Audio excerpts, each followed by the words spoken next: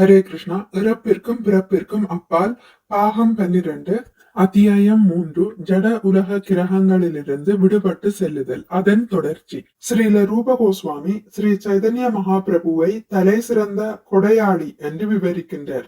இதற்கு காரணம் இவ்வுலகத்தின் மிகச்சிறந்த பொக்கிஷமான கிருஷ்ண பிரேமையை எல்லோருக்கும் வாரி வழங்கினார். நம்மில் ஒவ்வொருவரும் கிருஷ்ணரை அடையவே விரும்புகிறோம்.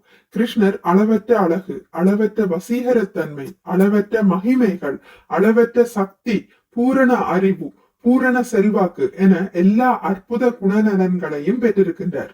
அத்தகைய உயர்ந்த குணநலன்களே நமது குறிக்கோள். நாம் அனைவரும் அழகு, சக்தி, அறிவு, செல்வாக்கு ஆகியவற்றை பெற்றுள்ளவரை விரும்புகிறோம். ஸ்ரீ கிருஷ்ணரோ இத்தகைய செல்வாக்குகள் அனைத்தையும் அளவின்றி பெற்றிருக்கின்றார். எனவே கிருஷ்ணரின் பால் நம்முடைய கவனத்தை செலுத்துவதே நாம் செய்ய வேண்டிய ஒரே காரியமாகும். அவ்வாறு செய்வோமாயின் நாம் எல்லாவற்றையும் பெறுவோம். நாம் விரும்பக்கூடிய அனைத்தையும் அவரிடமிருந்து பெறலாம். நம்முடைய இதயத்தில் என்னென்ன ஆசைகள் இருக்கின்றனவோ அவை அனைத்தும் கிருஷ்ணரை சார்ந்த வாழ்க்கை நிலையை மேற்கொள்வதன் மூலம் நாம் பூர்த்தி செய்து கொள்ளலாம்.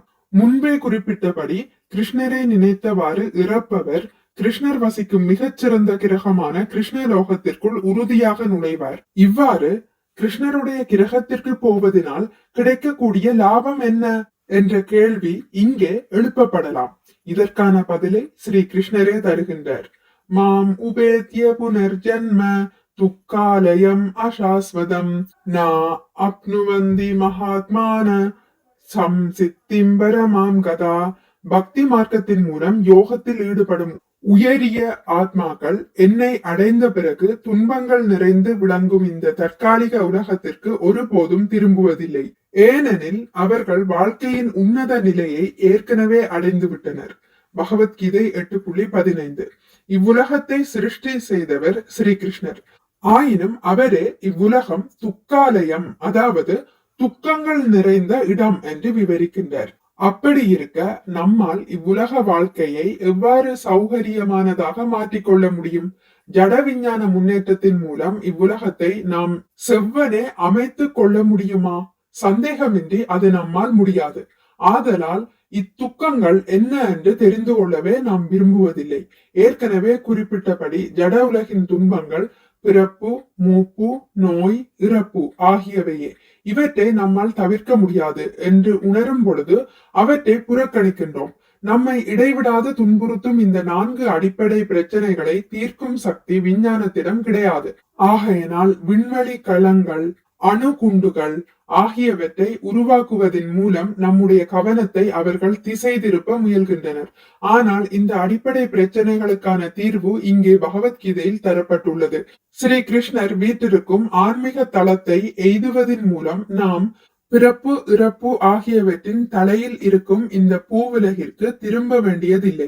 ஜட உலகமானது அளவில்லாத துயரங்களின் இருப்பிடம் என்பதை நாம் மிக கவனத்துடன் புரிந்து கொள்ள வேண்டும். சிறிதளவேனும் சிந்தனை திறன் படைத்தவர்களால் மட்டுமே இவ்வுண்மையை புரிந்து கொள்ள முடியும்.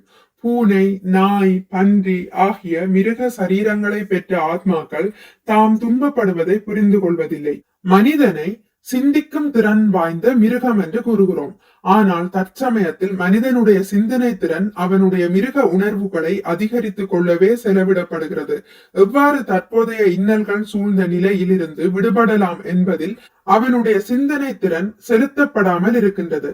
பகவத்கீதையில் ஸ்ரீ கிருஷ்ணர் என்னிடம் சரணடைந்து என்னுடைய உலகத்திற்கு வருபவர் ஒருபொழுதும் மீண்டும் ஜட உலக இன்னல்களை நோக்க வேண்டிய தேவையில்லை என்று மிக தெளிவாக நமக்கு தெரிவிக்கின்றார்.